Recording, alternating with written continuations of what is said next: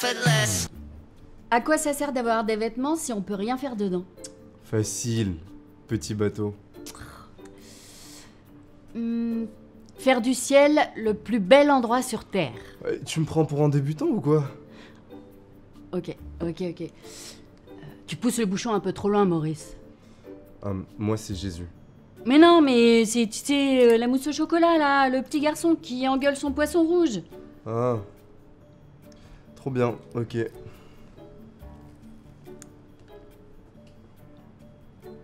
Papa, comment on fait les bébés? Attends,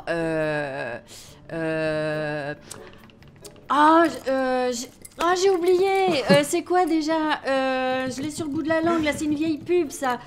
Non, dis-nous. Quoi? T'es nul. Comment je t'ai bien eu sur celle-ci? Bah alors, c'est quoi?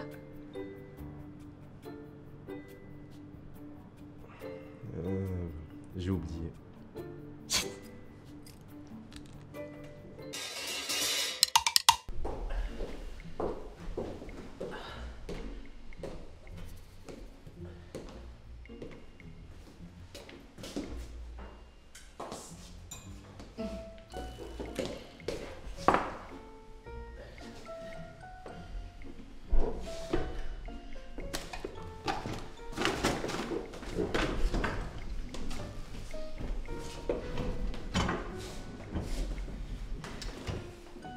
Il est où le sucre rose?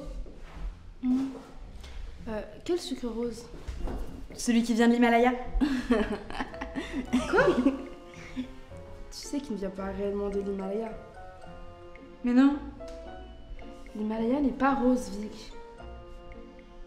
Ah ouais? Tu fais exprès? Peut-être bien que oui, peut-être bien que non.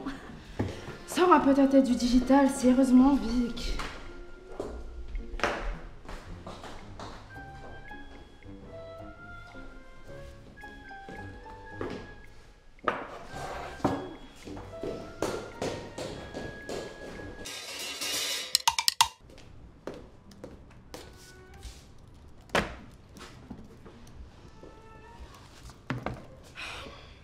Alors, ce tournage?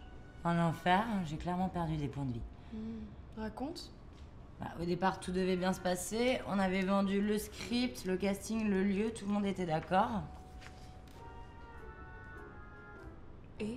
Et ça a commencé à sentir aussi dans l'avion. 7 heures de vol, ça fait beaucoup trop d'heures pour un client qui connecte ses neurones à 1000 tours la minute pour justifier son salaire. 7 heures de remise en question sur le positionnement de la marque, la cible, le casting, le réal. 7 heures en sueur à répondre à ses angoisses. 7 heures à prier pour un crash aérien. 7 heures de perte abyssale dans ma vie. Et tout ça pour un putain de yaourt yuzu. Et il a remis en question le plongée de cuillère? Le casting de la cuillère, c'est la seule chose qui n'est pas remis en question. Et après l'avion? C'est là que ça a commencé à se sentir le roussi encore une fois. On est allé sur le lieu de tournage et la maison charmante en toile de chaume était en fait un squat pour toxico aussi flippante que la colline du crack. Mais non. Et si, je te jure. Heureusement que j'avais envoyé la cliente directement à son hôtel. On est parti en mode commando dans toutes les campagnes alentours, frapper à toutes les portes pour trouver une baraque à squatter. On a fini par en trouver une. Sauf que le proprio voulait pas virer les chefs de sa cuisine. Parce que, je cite, il voulait pas les froisser. Alors moi, au petit-déj, j'ai dû convaincre la cliente du nouveau lieu de tournage. Et avec des chefs dedans pour plus d'authenticité, quoi. Mais genre, en Roumanie, les gens ont tous des chefs dans leur cuisine. Visiblement. J'ai quand même gardé le contact du mec pour le prochain film de Chavrou. Bref, tout était ok, on était prêt à tourner. Et là, t'as la comédienne emblématique, donc la figure de la marque, donc, qui arrive ultra torchée.